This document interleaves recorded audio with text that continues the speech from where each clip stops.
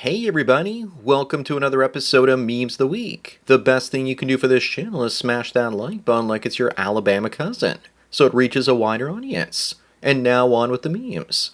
Number 1, who's your favorite Wednesday Addams? I think Christina Ricci was the best in that Thanksgiving Day scene, and she even looks like a real witch in Pretty Evil. The majority of people agree that Ricci is the best, but I'm surprised they didn't make the 2022 edition black. Something also tells me that she's going to age a lot better than the Jenna Ortega version. Ortega might be better in the second or third season of the show. Time will tell. Moving on, be careful out there, because the women you're talking to might originally look like the man on the left. People are saying this isn't even the same person, and that they're most likely just twins. I agree the person on the left is happy and the one on the right is only mildly smiling. And all it took was 2.5 years of hormones, a nose job, and a brow lift. Just remember though, that chin on the right hides the apple. Number 3, this feminist turned housewife says that she had friends that recently adopted a child, and it cost them $50,000. But the average abortion is only $500. For that kind of money, you could also go to a third world country or Eastern Europe and pay for surrogacy, and have your own biological child. It would only cost an extra 10 or 20K. If you're a man and want to adopt a kid, just date a single mother and you'll be hitting the jackpots. Up next, one of these 4 has to go. I never liked Ric Flair and he's annoying for some reason, and I couldn't stand that who line that he did over and over again. Everyone says that Bret Hart was the most talented technical wrestler, but he lacked charisma. I stopped watching wrestling in the mid-90s, when Hulk Hogan turned into a bad guy. The 80s were the best for wrestling with Macho Man, Jake the Snake, and Andre the Giant. The Cobra match was the best and it traumatized me for days. Number 5, here's the difference between Gen Z, Millennial, and Boomer humor. 1, no Gen X. No worries though. We're used to being ignored. Also, Skibbity is Gen Alpha humor and not Gen Z, because no one over the age of 14 even says that word. If you want to know what Gen X humor is like, then watch In Living Color or anything done by Jim Carrey in the 1990s. Our funny line would be we have parental trauma and alienation. Moving on, Cliff here from the Woke Soy Mafia says that no, his shirt doesn't say cuck on it, which is one of the funniest cell phones I've seen in a while. And instead it says F-U-C-K hate. But I definitely think it says cuck and he's just saying that. The eyes and soy beard never lie. You can even see the hotel cuck chair in the back of this hotel room, so there's no denying it. I love that the drawing also includes the thinning cuck hair. Number 7, these 3 women are accused of running a fight club using dementia patients. Looks like there's a remake of Fight Club incoming. This is what all those annoying white Karens have to look forward to when they finally get put into a home. Abuse from poor Black, Latin, and Asian caregivers because they voted for mass migration. And if you want to know how it ended, 2 of these women that started the fight escaped jail time and only received probation. Up next is Cardi B and what a catfish she is. Imagine taking the woman on the right home and waking up to the woman on the left in the morning. Looks like the hair, makeup, and fake jugglies can take a 0 and make her into a 10 in no time. If you think she looks bad now, just imagine what she used to look like before she had any work done. Here's a picture in her full fake up before any of the plastic surgeries.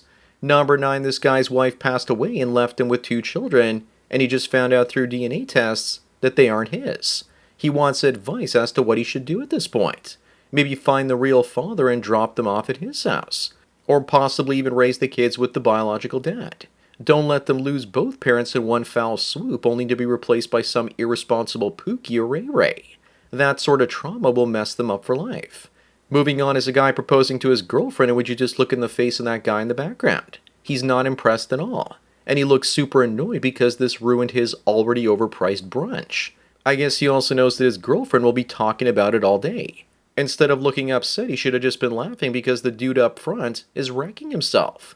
He was also probably thinking, great, now my girlfriend is going to want the same from me.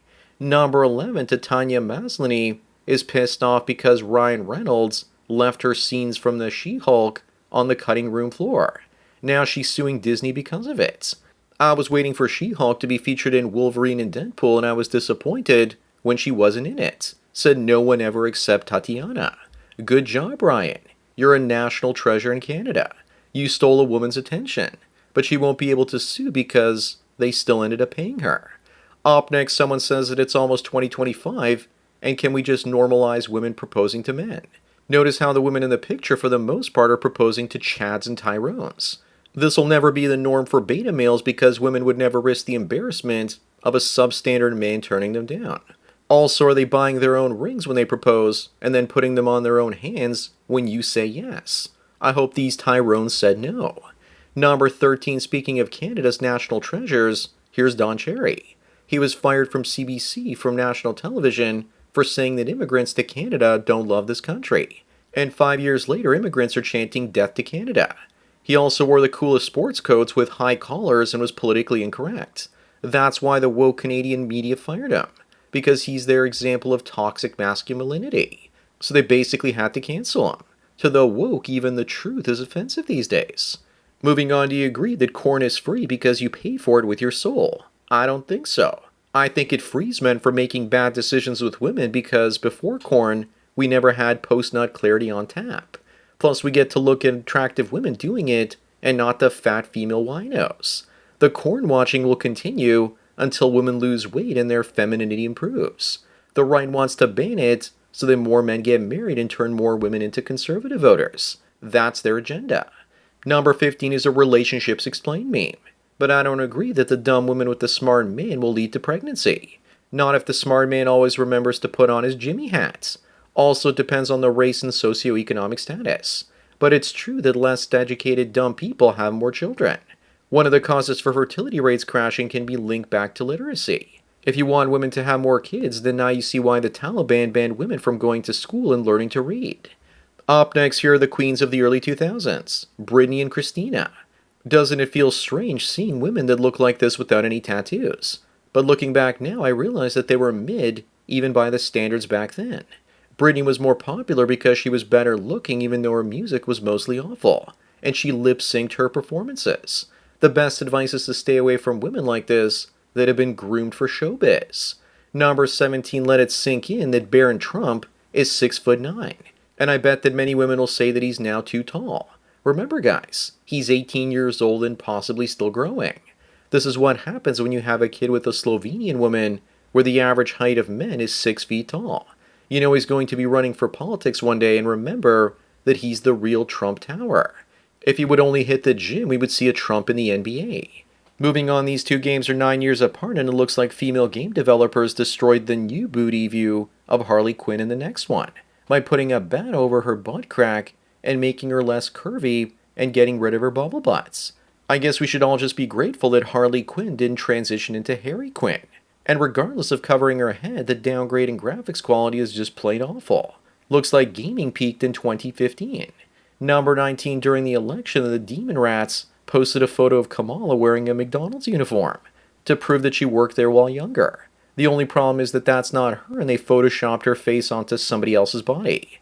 It's 2024 and people know how to reverse image search on Google. That just goes to show how incompetent the people running her campaign were. The Demon Rats are really good at Photoshop adding crowds, but not realizing that there are reflections. Up next, and speaking about campaign fails, here's Hillary Hilton posting on Twitter back in 2016, a week before the election, saying happy birthday to this future president, just a little bit prematurely. For some reason, she reminds me of Veruca Salt from the original Charlie and the Chocolate Factory film.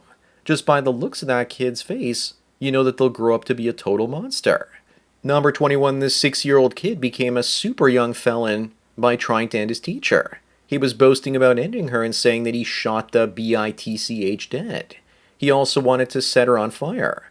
Luckily, she survived and is suing the school district. What are they going to do? Force 6-year-olds to go through metal detectors now. Also, how did this kid get a weapon in the first place? He was a problem child and used to throw furniture and objects around in the classroom. He was also special needs and he never should have been in that classroom. Moving on, a study suggests that women that have more sex are actually having better developed brains. So I guess this is how you're going to justify women having large notch counts. All that brain power must be from all that bonus DNA that men leave in them. Overweight feminists are less likely to have sex, so I guess that explains why they're less developed. Or so the theory goes. But it's the New York Compost reporting this, so we shouldn't take anything they have to say seriously. Number 23, Sims helped out a neighbor, and she said he was so helpful she could marry him. And he couldn't believe it. You don't do something nice for someone, lady, and then threaten to ruin their life in return by marrying them. I guess the best thing we can do is to stop helping women.